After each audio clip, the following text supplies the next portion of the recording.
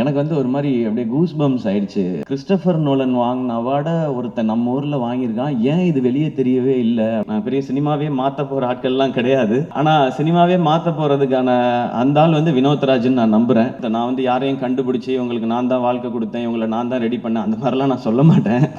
ஏன்னா என்னை அப்படி சொல்லி சொல்லி பழகிட்டாங்க. சூரியனை வந்து அவரால் ஏன் இந்த மாதிரி கதைகளை வந்து ரொம்ப சிறப்பாக பண்ண முடியுதுன்னா அவருடைய லைஃப் எக்ஸ்பீரியன்ஸ் அந்த மாதிரி. அவர் வாழ்ந்த வாழ்க்கைக்குள்ள அவ்வளோ இருக்கு.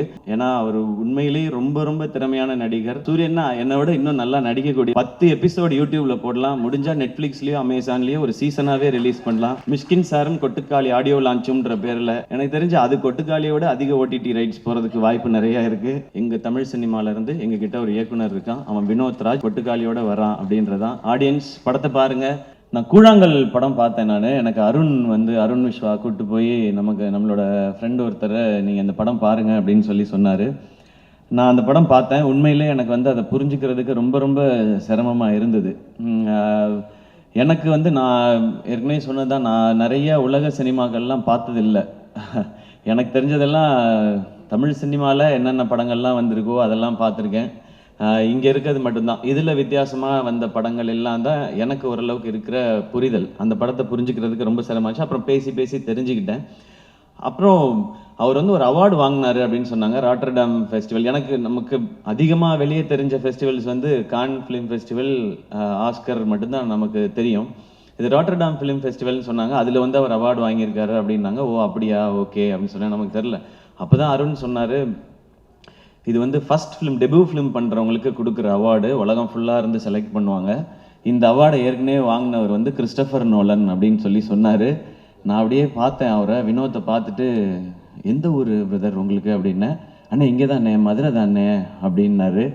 எனக்கு வந்து ஒரு மாதிரி அப்படியே கூஸ் பம்ஸ் ஆயிடுச்சு. மதுரையிலேருந்து போய் ஒரு இன்டர்நேஷ்னல் ஃபிலிம் எடுத்து கிறிஸ்டோபர் நோலன் வாங்கின அவார்டை ஒருத்தன் நம்ம ஊரில் வாங்கியிருக்கான், ஏன் இது வெளியே தெரியவே இல்லை அப்படின்னு சொல்லி நான் அருண்கிட்ட கேட்டேன். இல்லை தெரியலங்க, அந்த படம் எப்போ தான் ரிலீஸு, அதை ரிலீஸ் பண்ணி இதை ஒரு மொமெண்ட் ஆக்கலாமேன்னும் போது அது என்ன காரணங்கள் எனக்கு தெரியல, அதுக்குள்ளே நான் போக விரும்பல, அது கரெக்டாக நடக்கலைன்னும் போது அப்போ நான் அருண்கிட்ட சொன்னேன், அவரோட அடுத்த படம் நான் ப்ரொடியூஸ் பண்ணுறேன், அவர் என்ன கதை வச்சுருக்காருலாம் தெரியல, என்னவாக இருந்தாலும் நான் பண்ணுறேன், கதைக்காக நான் பண்ணுறதுன்ற தாண்டி இப்படி ஒருத்தனை செலிப்ரேட் பண்ணுறதுக்காக நான் இந்த படம் பண்ணுறேன்னு. இந்த படம் ஆரம்பிக்கப்பட்டதுக்கான ஒரே காரணம் வினோத்ராஜ் அப்படிங்கிற ஒருத்தரை செலிப்ரேட் பண்ணுறதுக்காக மட்டும்தான்.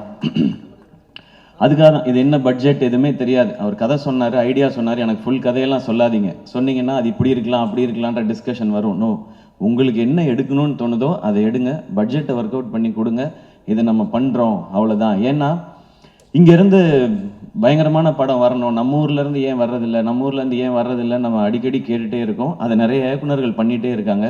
அதையும் தாண்டி ஒரு ஸ்டெப் வைக்கணும்னா இந்த மாதிரி ஒரு விஷனோட வரும்பொழுது அவங்கள எந்த கேள்வியும் கேட்காம அந்த விஷனோடே அவங்கள விட்டுறது தான் சரியாக இருக்கும்னு எனக்கு தோணுச்சு.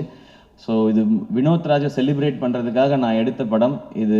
இப்போ அந்த செலிப்ரேஷன் ஆரம்பிச்சிருச்சுன்னு நினைக்கிறேன். இந்த படம் பார்த்து இங்கே மிஷ்கின் சார் பேசினது, பாலாஜி சக்திவேல் சார் பேசினது, லிங்குசாமி சார் பேசினது, வெற்றி சார் பேசினது, இன்னும் நிறைய இயக்குனர்கள் பேசினது எல்லாம் பார்க்கும்பொழுது ஓகே, நம்ம எல்லாரும் சேர்ந்து செலிப்ரேட் பண்ண ஆரம்பிச்சிட்டோம் அப்படிங்கிறது தான் எனக்கு அந்த சந்தோஷம் இருக்குது. வினோத், இது வந்து ஒரு ஸ்டார்ட் தான்.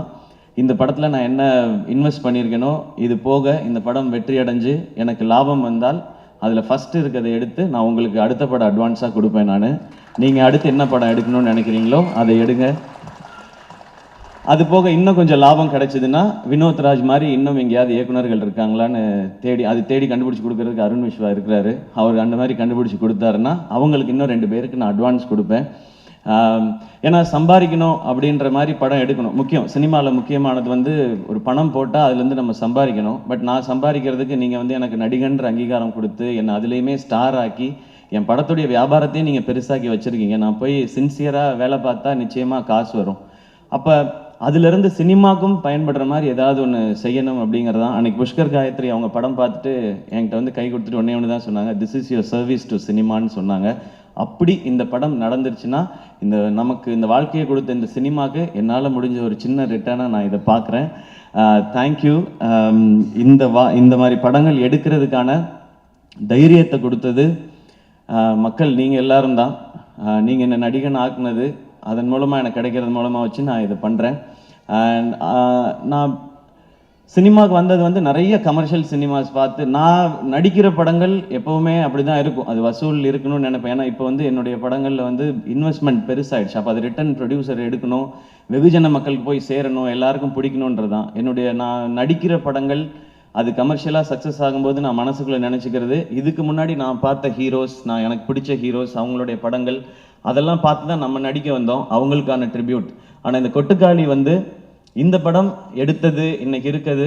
நான் முக்கியமாக காலேஜ் டைமில் தான் நான் அதிகமான சினிமா பார்த்தேன். ஸ்கூல் டைமில் அப்போ வீட்டில் அவ்வளோ பெர்மிஷன் கிடைக்காது, அவங்க கூட்டிகிட்டு போகிற சினிமா மட்டும்தான். காலேஜ் டைமில் நான் பார்த்த காலகட்டத்தில் தான் நான் வந்து பார்த்தது வந்து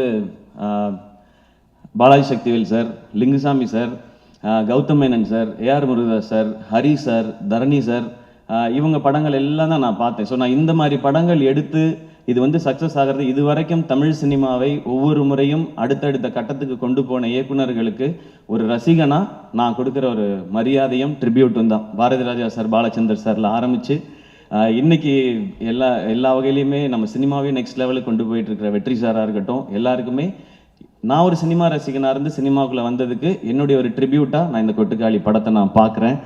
தேங்க்யூ. நீங்கள் எல்லாரும் இன்ஸ்பயர் பண்ணியிருக்கீங்க அடுத்தடுத்த ஜென்ரேஷன்ஸை. ஸோ நாங்கள் அடுத்த ஜென்ரேஷன் எல்லாரும் சேர்ந்து இதை முயற்சி பண்ணியிருக்கிறோம்.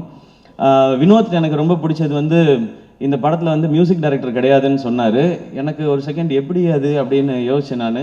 இல்லை, அவர் என்ன சொன்னார்னா, மியூசிக் எதுவுமே இல்லாமல் இதுதான் இந்த கதை, இந்த கேரக்டர்ஸ் இதுதான் பயணிக்குதுன்னு எனக்கு சொல்லணும். ஆடியன்ஸ் அவங்களோட ட்ராவல் பண்ணி அவங்க என்ன உணர்றாங்களோ அதை, கேரக்டர்ஸ் என்ன உணர்றாங்களோ அதை ஆடியன்ஸ் உணரணுன்றது தான் என்னுடைய முயற்சினை, அதை தான் பண்ண போகிறேன்னு சொன்னார். ஸோ இந்த படம் அப்படி தான் இருக்கும். அந்த ஒரு மைண்ட் செட்டோட மட்டும் வாங்க, இது நிச்சயமாக ஒரு புது அனுபவத்தை உங்களுக்கு கொடுக்கும் அப்படின்ற நம்பிக்கை எங்களுக்கு இருக்குது. இந்த மாதிரி படம் இனி ஃப்யூச்சரில் நிறையா வரும்ன்ற நம்பிக்கையும் இருக்குது. இன்றைக்கி தமிழ் சினிமா, நம்மளுடைய மீடியாவும் சரி, ரசிகர்களும் சரி, புது அட்டம்ப்ட் இல்லை ரொம்ப சின்சியராகவோ இல்லை ரொம்ப ஜெனுவினாவோ ஏதோ ஒன்று இருந்தால் அதை நீங்கள் எப்போவுமே சப்போர்ட் பண்ணியிருக்கீங்க. இந்த படம் தேட்டரில் ஓடி உங்களுக்கெல்லாம் பிடிச்சி என்ன வசூல் பண்ணாலும் சந்தோஷம்தான். ஏன் அப்படின்னா, இந்த படம் பார்க்குறதுக்கு எத்தனை பேர் தேட்டருக்குள்ளே வராங்களோ அவங்களுக்கு ஒரு புது அனுபவத்தை இந்த டீம் வந்து நாங்கள் கொடுக்கணும்னு நினைக்கிறோம். இனி இந்த மாதிரியான படங்கள் பார்க்குறவங்களுக்கு இது ஒரு ஃபஸ்ட்டு ஸ்டெப்பாக இருக்கும் அப்படிங்கிறது எங்களுடைய நம்பிக்கை. நான் பெரிய சினிமாவே மாற்ற போகிற ஆட்கள்லாம் கிடையாது, ஆனால் சினிமாவே மாற்ற போகிறதுக்கான அந்த ஆள் வந்து வினோத்ராஜ்னு நான் நம்புகிறேன். அவரால் அது முடியும்னு நம்புகிறேன். அதுக்கு நாங்கள்லாம் எப்படி சும்மா சப்போர்ட்டாக இருப்போம். அண்ட் அனபென், உங்களோட ஹெலன் பார்த்துருக்கேன், கப்பெல்லா இதெல்லாம் பார்த்துருக்கோம். உங்களோட பெர்ஃபார்மன்ஸ் எப்படின்றது தெரியும். இதில் அதை தாண்டி வேற ஒரு பெர்ஃபார்மன்ஸ் நீங்கள் கொடுக்க வேண்டி இருந்தது, அதை ரொம்ப எக்ஸ்ட்ராடினரியாக கொடுத்துருக்காங்க. அவங்க பேர் சொல்லும்போது எனக்கு எக்ஸைட்டிங்காக இருந்தது, இந்த மாதிரி கதைக்கு இவங்கள மாதிரி ஒருத்தர் தான் கரெக்டுன்னு. Thank you for your support and amazing performance. இந்த படத்தில் நடித்த எல்லாருமே அவ்வளோ சூப்பராக பண்ணியிருந்தாங்க. நான் எல்லாரையும் அந்த ப்ரிவ்யூ ஷோவில் பார்க்கும்போது அவங்க எல்லாத்தையும் தனித்தனியாக பேசினேன். அவங்கள பார்க்கும்போது நமக்கு ஏற்கனவே ரொம்ப பழக்கப்பட்டவங்களா தெரிஞ்சாங்க. அவங்களோட ஏற்கனவே நான் பழகியிருக்கேனே அப்படின்ற மாதிரி இந்த படம் பார்க்கும்போது. அண்ட் சினிமாட்டோகிராஃபர் பிரதர், இது ரொம்ப டஃப் டு ஷூட். ஏன்னா அவங்க எப்படி பண்ணாங்கன்னா, ஒரு மாதம் ஃபுல்லாக ரிஹர்சல் பண்ணாங்க, அதுக்கப்புறம் தான் படம் ஷூட்டிங் பண்ணாங்க. ஸோ எங்கே ஷூட்டிங் நடக்குதோ அங்கேயே ரிஹர்சலும் பண்ணி அப்படி தான் ஷூட் பண்ணாங்க. அண்ட் சிங் சவுண்டு அங்கேயே பேசி, இது நாங்கள் சில இதெல்லாம் நிறையா, நானும் சூரியனுமே நிறையா பண்ணியிருக்கோம், டப்பிங்கில் கரெக்ட் பண்ணுறது அப்படின்னு சொல்லி, இங்கே விட்டோம்ப்பா டப்பிங்கில் பார்த்துக்கலாம்ப்பா அப்படின்னு. இப்போ நிறையா அப்படி தான் போகுது. பட் அப்படி பண்ண முடியாது இந்த படம். ஸோ ரொம்ப மெட்டிகுலஸாக வேலை பார்க்கணும். ஒரு ஃபஸ்ட்டு ஷாட் ஒன்று இருக்குது படத்தோட ஆரம்பத்தில், அதை எடுத்தது எப்படின்றத நம்ம ஃபஸ்ட்டு தோணலை. அதுக்கப்புறம் நான் கேட்டேன், ஏன்னா ஒரு பெரிய இடத்த கிராஸ் பண்ணி நடந்து போகணும். அப்போ அவங்க சொல்லுவாங்க, ஒரு வீட்டில் யாராவது பாட்டு போட்டு விட்ருவாங்க, இல்லை யாராவது கதவை திறந்து வந்து வெளியே நின்று பழு விளக்கிட்டு இருப்பாங்க அப்படின்னு. சார் உள்ளே போங்க சார், உள்ளே போங்க சார், அந்த டைமுக்குள்ளே ஷூட் பண்ணணும்னு சொல்லி ஒரு வில்லேஜையே ஒட்டுமொத்தமாக கண்ட்ரோல் எடுத்து வினோத் வந்து அந்த மாதிரி ஷூட் பண்ணியிருக்காங்க. ஸோ சவுண்ட் டிசைனர்ஸ் எல்லாருக்கும், அழகி குத்தன், ராகவ் பிரதர், சுரேன், அவங்க தான் இந்த மியூசிக் டைரக்டர் இல்லை அப்படின்றத தாண்டி, ஆனால் இந்த படத்துக்கு தேவையான மொத்தத்தையும் அந்த லைஃப்பை வந்து க்ரியேட் பண்ண வேண்டியது அவங்க கையில் தான் இருந்துச்சு. அவங்களுக்கும் என்னுடைய தேங்க்ஸ் அண்ட் வாழ்த்துக்கள். அண்ட் கணேஷ் சிவா எடிட்டர், அவர் என் ஃப்ரெண்ட் நவநீதனோட தம்பி அவர். ஸோ இன்னும் கொஞ்சம் பர்சனல் தான் அவரோட ஒர்க் சொல்கிறாங்க. ட்ரெய்லர் ரொம்ப ரொம்ப நல்லா இருந்தது.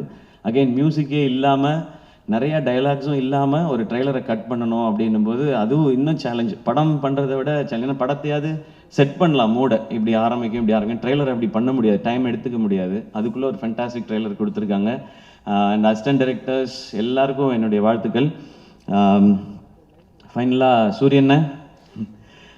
சூரியனை வந்து ஒரு காமெடியன் டு ஹீரோ அப்படின்றதெல்லாம் தாண்டி எப்போவுமே அவர் எனக்கு தெரிஞ்ச வகையில் அவர் ஒரு சூப்பர்வான ஆக்டர். அவரால் ஏன் இந்த மாதிரி கதைகளை வந்து ரொம்ப சிறப்பாக பண்ண முடியுதுன்னா அவருடைய லைஃப் எக்ஸ்பீரியன்ஸ் அந்த மாதிரி. அவர் வந்து மேபி என்ன மாதிரிலாம் காலேஜில் போய் டயத்தை வேஸ்ட் பண்ணாமல் வாழ்க்கைக்கு எது தேவையோ அதை வாழ்க்கைக்குள்ளேருந்தே எடுத்துக்கிட்டு வந்துட்டாருன்னு நினைக்கிறேன். அவருக்கு அவ்வளோ லைஃப் இருக்குது. அவரை நீங்கள் பார்க்கும்போது ரொம்ப காமெடியான ஒருத்தராக தான் எல்லாருக்குமே தெரியும், ரொம்ப இன்னசென்ட்டுன்னு தான் தெரியும். பார்க்க தான் மாணிக்கம், ஆனால் அவர் அப்படி கிடையாது. ஊரில் அவர் பயங்கரமான ஒரு ஆள். அவருடைய கதைகள் கேட்டால் அதுக்குள்ளே எல்லாமே இருக்குது. அவர் வாழ்ந்த வாழ்க்கைக்குள்ளே அவ்வளோ இருக்குது. அது மனசுக்குள்ளேருந்து அவர் வெளிப்படுத்தும் போது இந்த மாதிரியான பெர்ஃபார்மன்ஸ் வருதுன்னு நான் நம்புகிறேன். விடுதலை அவருக்கு ஒரு பெரிய டைமென்ஷன். அதை வந்து வெற்றி சார் வந்து கொடுத்தாங்க. அப்போ அந்த விடுதலை நடந்துட்டு இருக்கும்போதே இந்த கொட்டுக்காளி அந்த படம் பண்ணாங்க. நான் கொட்டுக்காளி ரஷஸ் பார்த்துட்டு சொன்னேன், அண்ணா விடுதலை படத்தில் வெற்றி சார் வந்து உங்களை பயங்கரமாக ஒர்க் வாங்கியிருப்பாங்கண்ணே. அவங்க வந்து யாருனாலுமே பயங்கரமாக நடிக்க வச்சுருவாங்க. பட் எனக்கு என்னமோ தோணுது கொட்டுக்காளி படம் அதை விட 1 மார்க் எக்ஸ்ட்ரா வாங்கிடும்னு நினைக்கிறேண்ணே உங்களோட ஆக்டரா அப்படின்னு சொல்லி எனக்கு அதுதான் ஃபஸ்ட்டு ரஷஸ். அப்போ நான் விடுதலை பார்க்கல. நான் விடுதலை பார்க்காமலே எனக்கு தோணுனது தான். ஏன் அப்படின்னா மேபி அது இன்னும் நெருக்கமாக அவரை நமக்கு காட்டினதுனால. அண்ட் இதில் ஒரு சின்ன ஒரு ஷேடு இருக்குது. அது இது வரைக்கும் நம்ம சூரியன்கிட்ட பார்க்காத ஷேடு. அதனால எனக்கு அது தோணிகிட்டே இருந்துச்சு. அண்ட் கருடன் அது வந்து கருடன் இந்த பிளானில் இருக்குன்னு எனக்கு தெரியாது. வந்து ஒரு பெரிய கமர்ஷியல் சக்ஸஸ் கொடுத்த இந்த வருஷம் சக்ஸஸ்ஃபுல்லாக ஓடின படங்களில் முக்கியமான இடத்துல கருடன் இருக்குது. ஒரு 3-4 ஃபிலிம்ஸ் தான் இருக்குதுன்னு நினைக்கிறேன், ஒரு ப்ராப்பர் பிளாக் பஸ்டர் ஃபிலிம்னு. அதில் கருடன் இருக்குது. ஸோ கமர்ஷியல் சக்ஸஸும் கொடுத்துட்டாரு. நான் கம்பேர் பண்ணுறேன்னு நினைக்க வேணாம். எனக்கு வந்து நான் காலேஜ் படிக்கும்போது ஞாபகம் இருக்குது, விக்ரம் சாருக்கு வந்து தூள் சாமி பிதாமகன் ஒரே வருஷத்தில் வந்துச்சு. சார் விக்ரம் சார் நான் கம்பேர் பண்ணி சொல்ல சார், அந்த இயர் உங்களுக்கு எப்படி ஸ்பெஷலாக இருந்ததோ அந்த மாதிரி ஒரு ஸ்பெஷல் இயர் சூரியனனுக்கு இந்த வருஷம். விடுதலை, கருடன் அண்ட் இந்த கொட்டுக்காளி. இதில் சூரியனனுக்கு நேஷ்னல் அவார்டு கிடச்சிச்சின்னா என்னை விட அதிகமாக சந்தோஷப்படுறவங்க யாரும் இருக்க மாட்டாங்க. நான் கிடைக்கும்னு நம்புகிறேன். அப்படி இந்த படத்தில் ஏதாவது லைட்டாக முன்ன பின்ன ஆனாலும் வெற்றி சார் இருக்கார், அவர் வாங்கி கொடுத்துருவாருன்ற நம்பிக்கை எனக்கு இருக்கு.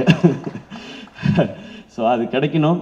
அண்ட் எனக்கு இன்னும் ஆசை, இன்னும் மிஷ்கின் சாரோட படத்தில் ஒர்க் பண்ணணும் சூரியன் அடுத்து. சார் நீங்கள் வந்து சூப்பர் சார், தேங்க்யூ சார். அதே மாதிரி பாலாசக்திவேல் சாரோட படத்தில் ஒர்க் பண்ணணும். ஏன்னா அவர் உண்மையிலேயே ரொம்ப ரொம்ப திறமையான நடிகர். எனக்கு ஏன் அதெல்லாம் நான் ஏன் ஒர்க் பண்ணணும்னு கேட்கலன்னா, அவங்களாம் நிறைய பயங்கரமாக நடிக்க சொல்லுவாங்க, நமக்கு அவ்வளோ வராது. நமக்கு ஓரளவுக்கு அப்படியே பண்ணிவிட்டு மொத்தமாக ஒரு பேக்கேஜ் தான் நம்ம. ஆனால் சூரியன்னா என்னை விட இன்னும் நல்லா நடிக்கக்கூடியவர். ஸோ எல்லா இந்த மாதிரி ஒரு எக்ஸ்ட்ராடினரியான டைரக்டர்ஸோட அவர் ஒர்க் பண்ணணும். இன்னும் நிறைய விருதுகள் வாங்கணும். இன்னும் நிறையா மக்கள்கிட்ட போய் இன்னும் பெரிய பெரிய ஹீரோவாக ரீச் ஆகிட்டே இருக்கணும். அவர் எனக்கு காமெடியன் ஹீரோ அப்படிலாம் நான் பார்த்ததே கிடையாது. என்றைக்குமே அண்ணன், என் அண்ணன் ஜெயிச்சா நான் ஜெயிச்ச மாதிரி, அவ்வளோதான். அண்ட் மீண்டும் ஒரு முறை பாலாசக்திவேல் சார் உங்களுக்கு ஒரு ஸ்பெஷல் தேங்க்ஸ். என்ன முருகதாஸ் சார் அன்னைக்கு சொன்னார், சார் நீங்கள் படம் பார்த்துட்டு போய் டியர் சார்ஸ்ன்னு போட்டு டைரக்டர்ஸ் குரூப்பில் இந்த படத்தை கண்டிப்பாக பாருங்கன்னு சொல்லி அவங்க வந்து மெசேஜ் போட்டாங்க. அண்ட் லிங்குசாமி சார் படம் பார்த்துட்டு ஒரு பைட் கொடுத்துட்டு அடுத்த நாள் காலையில் எழுந்திரிச்சு ஒரு 5 minutes வீடியோ கொடுத்துட்டு இங்கே வந்து படத்தை பற்றி பேசுகிறாங்க. Thank you sir. அண்ட் மணி சாருக்கு வந்து இவங்க வாய்ஸ் நோட் போட்டிருக்காங்க. மணிரத்னம் சாருக்கு, சாரி நான் மணி சார்ன்னு சொல்லிட்டேன்னு தப்பாக நினச்சிக்காதீங்க. மணிரத்னம் சாருக்கு வந்து வாய்ஸ் நோட் போட்டிருக்காங்க, நான் ஒரு படம் பார்த்தேன் சார்ன்னு சொல்லி, சாரும் நான் பார்க்குறேன்னு சொல்லி. ஸோ இவ்வளோ ஓன் பண்ணி பண்ணுறாங்க. வெற்றி சாரும் அந்த மாதிரி எங்கே பார்த்தாலுமே வினோத் முக்கியமான டேரக்டர், கொட்டுக்காளி படம் வரப்போகுதுன்னு சொல்கிறாங்க. அண்ட் மிஷ்கின் சார் எனக்கு தெரிஞ்சு நாங்கள் யாரும் எந்த கண்டென்ட்டும் இந்த படத்தை ப்ரமோட் பண்ணுறதுக்கு இதுக்கப்புறம் கொடுக்க வேண்டிய அவசியமே இல்லைன்னு நினைக்கிறேன். 10 எபிசோடு யூடியூப்பில் போடலாம், முடிஞ்சால் நெட்ஃப்ளிக்ஸ்லேயோ அமேசான்லேயோ ஒரு சீசனாகவே ரிலீஸ் பண்ணலாம். மிஷ்கின் சாரும் கொட்டுக்காளி ஆடியோ லான்ச்சுன்ற பேரில் எனக்கு தெரிஞ்சு அது கொட்டுக்காளியோட அதிக OTT ரைட்ஸ் போகிறதுக்கு வாய்ப்பு நிறையா இருக்குது.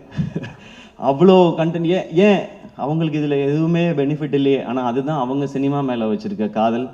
இதுக்கு எவ்வளோ நன்றி சொன்னாலும் பத்தாது. எனக்கு ரொம்ப சந்தோஷம், இந்த சினிமாவில் இயக்குனர்கள் ஆவது இவ்வளோ ஒற்றுமையாக இருக்காங்களேன்னு நினைக்கும் போது எனக்கு ரொம்ப சந்தோஷமாக இருக்குது. அது இருக்கட்டும், ஏன்னா இயக்குனர்கள் நீங்கள் ஒற்றுமையாக இருந்து வித்தியாசமான படைப்புகளை கொடுத்தா தான் நாங்கள் ஹீரோஸோ ஸ்டார்ஸோ எல்லாமே. உங்கள்கிட்ட இருந்து கிடைக்க சந்தோஷம். And Ravikumar brother, thank you. இதை நீங்கள் வந்து இன்னும் மக்கள்கிட்ட கொண்டு போய் சேர்க்குற விதமாக ஒலிம்பிக்கோட கம்பேர் பண்ணி சொன்னீங்க, தேங்க்யூ உங்களுக்கு. அண்ட் பத்திரிகையாளர்கள், நிச்சயமாக உங்களுக்கு இந்த படம் பிடிக்கும்ன்ற நம்பிக்கை இருக்குது. இந்த படம் வசூல் செய்கிறது விட ரொம்ப ரொம்ப முக்கியம் வினோத் இந்த படத்தின் மூலமாக அடுத்த கட்டத்துக்கு நகர்றது. ஏன்னா நான் பார்க்குறது வினோத் தமிழ் சினிமாவோட ஒரு ப்ரைடு. எங்கள் தமிழ் சினிமாவிலேருந்து எங்ககிட்ட ஒரு இயக்குனர் இருக்கான், அவன் வினோத் ராஜ், கொட்டுக்காளியோட வரான் அப்படின்றதான். ஆடியன்ஸ் படத்தை பாருங்கள். நிறைய கருடனை மறந்துடுங்க, விடுதலையை மறந்துடுங்க, அது ரெண்டும் வேற வேற மாதிரியான படம். இது வித்தியாசமான ஒரு அனுபவத்தை நிச்சயம். இந்த வித்தியாசமான வார்த்தையை ரொம்ப நானே நிறையா பயன்படுத்திட்டேன் என்னுடைய படங்கள்லேயே. இது ஒரு வித்தியாசமான படம் அப்படிலாம். இது எந்த வித்தியாசமானதுன்னா, இது ஒரு புது எக்ஸ்பீரியன்ஸ், அதான் சொல்ல தெரியுது. நம்ம இது வரைக்கும் போகாத ஏதாவது ஒரு தீம் பார்க்குக்கு போனோம், அது எப்படி இருக்குன்னே தெரியாமல் நம்ம போனோம்னா அது ஒரு அனுபவம் கொடுக்கும் இல்லையா? அந்த மாதிரியான அனுபவத்தை இது கொடுக்கும்னு நான் நம்புகிறேன். இதுக்குள்ளே எல்லாமே பேசியிருக்காரு வினோத், எல்லா வகையான அரசியலும் பேசியிருக்காரு. ஆனால் எதையும் கருத்தாக திணிக்காமல் கதையோட்டத்தில் கேரக்டர்ஸோட இயல்புலையே சொல்லியிருக்காரு. இந்த படத்தை நீங்கள் சப்போர்ட் பண்ணிங்கன்னா நிச்சயம் கொட்டுக்காளி மாதிரி இன்னும் எஸ்கே ப்ரொடக்ஷன்ஸ்லேருந்து நிறைய படைப்புகள் வரும். நிறைய இயக்குனரை உங்களுக்கு அடையாளப்படுத்த, நான் யாரையும் கண்டுபிடிச்சி உங்களுக்கு நான் தான் வாழ்க்கை கொடுத்தேன், இவங்களை நான் தான் ரெடி பண்ணேன், அந்த மாதிரிலாம் நான் சொல்ல மாட்டேன். ஏன்னா என்னை அப்படி சொல்லி சொல்லி பழகிட்டாங்க, நான் தான் வாழ்க்கை கொடுத்தேன்னு. அந்த மாதிரி ஆள் நான் இல்லை. எனக்கு இது ஒரு சின்ன ஒரு இன்ட்ரடியூஸ் பண்ணுவோம்ல, இங்கே பாருங்கள் இவங்க தான் என் ஃப்ரெண்ட் அப்படின்னு சொல்லி சொல்லுவோம்ல, அந்த மாதிரி வேலைகளை அதுவும் நீங்கள் கொடுத்த இந்த ஆக்டர்ன்ற இந்த பொசிஷன்லேருந்து இதை கரெக்டாக யூஸ் பண்ணி பண்ணணும்னு நினைக்கிறேன். இது வெற்றி அடைந்தால் இந்த மாதிரி முயற்சிகள் இன்னும் தொடரும். மீண்டும் மறுமுறை எல்லாருக்கும் நன்றி and love you all. And உங்களுக்கு தேங்க்யூ, நீங்கள் தொகுத்து வழங்கினதுக்கு. அண்ட் உங்களோட ஷோஸ் எல்லாமே சூப்பராக இருக்குது. அண்ட் எல்லாருமே அதை பற்றி பேசிகிட்டு இருந்தோம். இப்போது கங்க்ராச்சுலேஷன்ஸுங்க.